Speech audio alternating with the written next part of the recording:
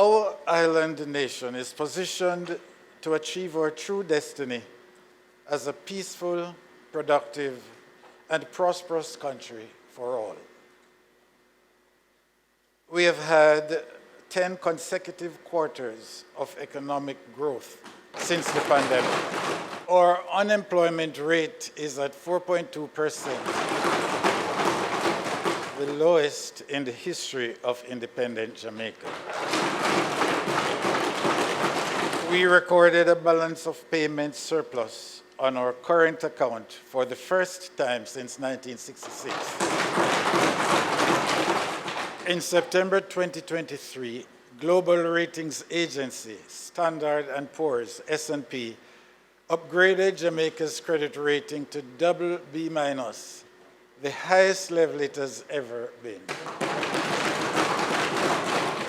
Jamaica's net international reserves at December 31, 2023 were at a record high.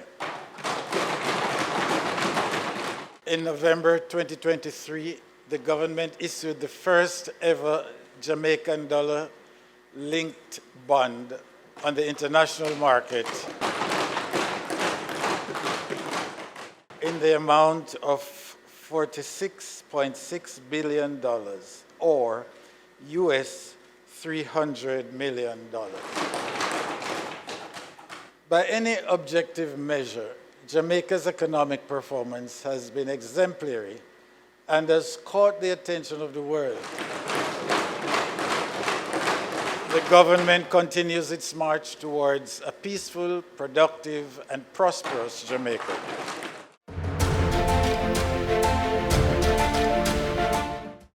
Honorable members, as we envision the Jamaica we all want, customer-centric service must be the hallmark. The government is therefore committed to increasing the rollout of the Service Excellence Program across all ministries, departments, and agencies.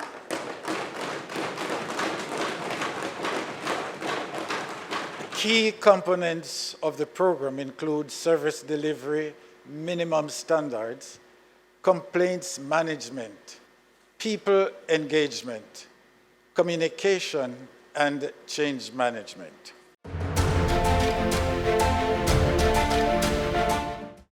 The National Identification and Registration Authority will be operationalized to commence enrollment and issue national identification cards. More government services will be made easily accessible online through use of the electronic national ID card to embrace and enhance productivity and growth. The Jamaica Data Exchange Platform will also facilitate the consent-based exchange of data between the private and public sectors to drive digital information.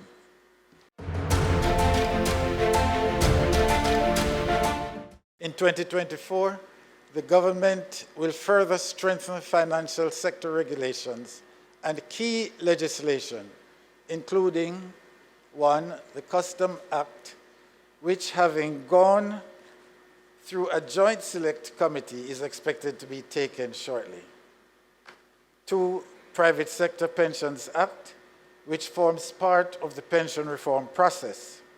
3, Income Tax Relief, Large-Scale Projects and Pioneer Industries Act, which will make provisions under one legislation for fiscal incentives for large-scale projects. And 4, amendments to the Financial Services Act to develop a regime for the consolidated supervision of non-deposit-taking institutions and facilitate the regulatory framework for the Twin Peaks model of financial regulation.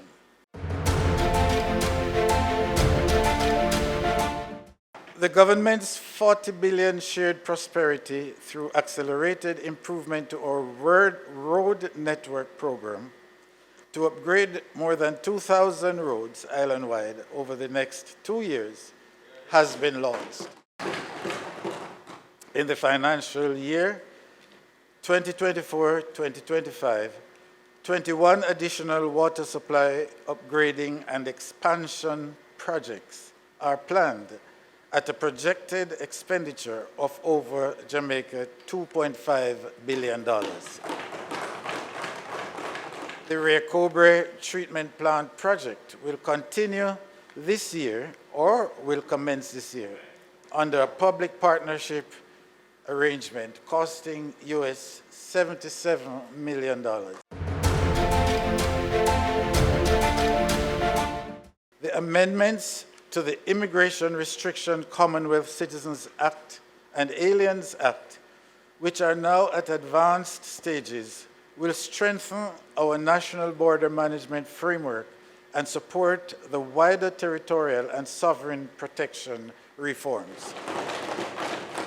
The government will break ground for the construction of the Westmoreland Divisional Headquarters and the St. Catherine North Divisional Headquarters within this financial year. In the 2024-25 legislative year, the government will seek to enact a mediation bill, a restorative justice bill, and a new Justice of the Peace Jurisdiction Act to further enhance the role of lay magistrates.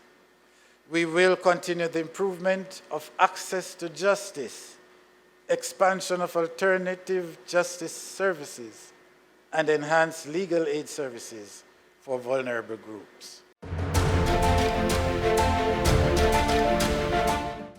Legislative priorities for the 2024-2025 financial year will focus on amendments towards establishing the Republic of Jamaica and, under the whole of government legislation program, accelerate the pace of law reform and improve the quality of legislation promulgated.